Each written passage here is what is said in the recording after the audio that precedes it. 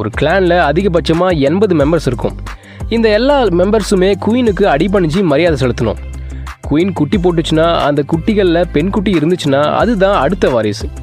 அதாவது அந்த பெண் குட்டி தான் கிளானோட அடுத்த குயினாக உருமாறும். ஸோ கிளானில் இருக்க எல்லா மெம்பர்ஸும் குயினுக்கு மட்டும் இல்லாமல் தங்களோட வருங்கால குயினுக்கும் அடிபணிஞ்சு மரியாதையோடு நடக்கணும். வேட்டையாடுறது, கிளானை பாதுகாக்கிறது, கிளானில் இருக்க குட்டிகளை பார்த்துக்கிறது, இதெல்லாம் தான் கிளான் மெம்பர்ஸோட முக்கிய வேலையாக இருக்கும்.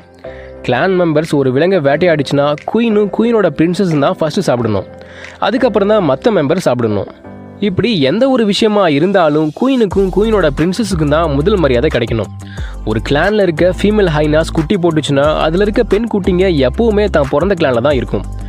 ஆனால் அதில் இருக்க எல்லா ஆண் குட்டிகளுமே தங்களோட 2லேருந்து 3 வயசுக்குள்ளே குயினால் வெளியேற்றப்பட்டோ இல்லை தானாவோ தான் பிறந்த கிளான்லேருந்து வெளியேறி ஒரு புது கிளானில் போய் சேர்ந்துடும்.